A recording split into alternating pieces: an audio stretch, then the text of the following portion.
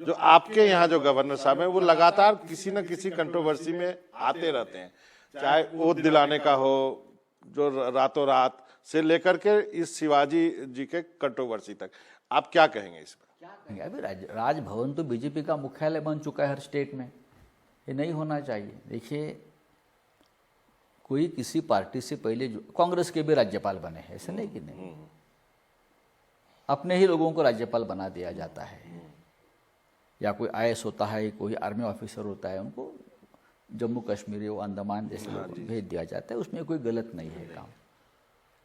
अगर कोई संघ का प्रचारक है तो उससे तकलीफ होने की कारण नहीं है। हाँ, राष्ट्र के लोग हैं, उनकी विचारधारा है, लेकिन अगर आप संवैधानिक पद पर बैठे हो, आप राज्यपाल बने हो, तो आपका काम अलग है। आप वहाँ बैठकर अपना पॉलिटिकल एजेंडा मत, हाँ ठीक है, आपके मन में है, आपके दिमाग में है, करते रहो, लेकिन न्याय, डेमोक्रेसी, संविधान, उसकी हत्या मत करो। आप महाराष्ट्र में आकर बार बार जिस तरह से आप निर्णय लेते हो, ये मेरी सरकार नहीं है, फिर किसकी सरकार है? राज्यपाल की कोई, और राष्ट्रपति और राज्यपाल या न्यायाधीश, उनकी कोई पॉलिटिकल पार्टी विचारधारा नहीं होती वहाँ बैठने के बाद। तो झगड़ा ये चल रहा है, और बाद में छत्रपति शिवाजी महाराज के बारे में कुछ बोल देंगे, महात्मा फुले जी के बारे में बोलेंगे, तो कब तक चलेगा? अब तो उनके ही लोग खिलाफ हो गए, सड़क पर उतरे कि उनको हटाइए।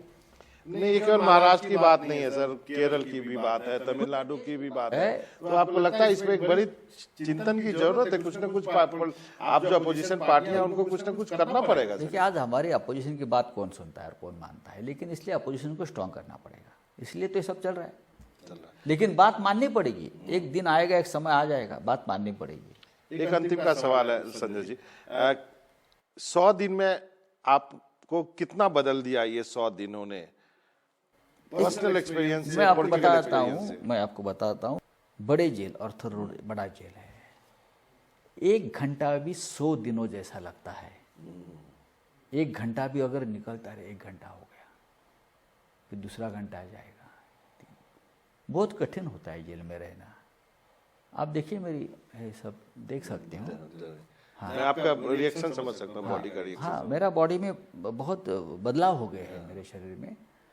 जैसे कि अगर आप 15-20 दिन तक सूरज की किरण नहीं लगे तो आप शरीर में, आपको ठीक से पानी नहीं मिलता है, बहुत सी बातें होती, आपको ठीक से खाना नहीं मिलता है, आपकी सभी दिनचर्या बदल जाती है।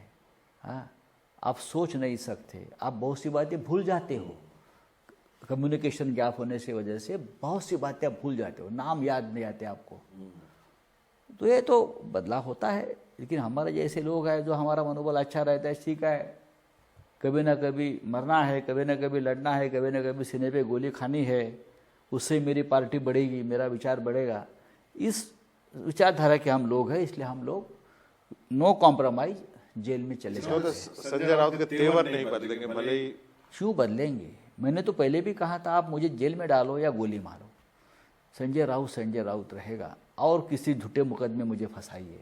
चल रहा है काम अभी भी, मुझे मालूम है, झूठे मुकदमे आरोपी बनाएंगे मेरे खिलाफ नहीं, मेरे जैसा और भी लोग हैं बाहर, उनके खिलाफ बनाएंगे। देखिए, सेंट्रल एजेंसी का काम ये नहीं है। आप जो देश के गद्दार है, जो टेररिस्ट है, उसका जो फंडिंग होता है, उसके लिए ईडी बनी है, निकालने के लिए। हाँ, किसी ने किसी को 1 लाख दिया, किसी ने किसी से 2 लाख लिया, हाँ, बच्चों की फीस के लिए, हॉस्पिटल के लिए, हाँ, उसका एंट्री निकाल कर आप जेल में डालोगे लोगों को। ये आपका काम नहीं है। बदनाम हो गए ये सेंट्रल एजेंसीज। वो तो जज साहब ने भी लिखा, आपके ऑर्डर में लिखा, वो भूतो न भविष्यति है सर, वो ऑर्डर तो सच का सत्य में वो जयते। पहली बार मुझे लगा कि देश में न्याय है, कुछ लोग जिंदा है, कुछ लोग काम कर रहे हैं।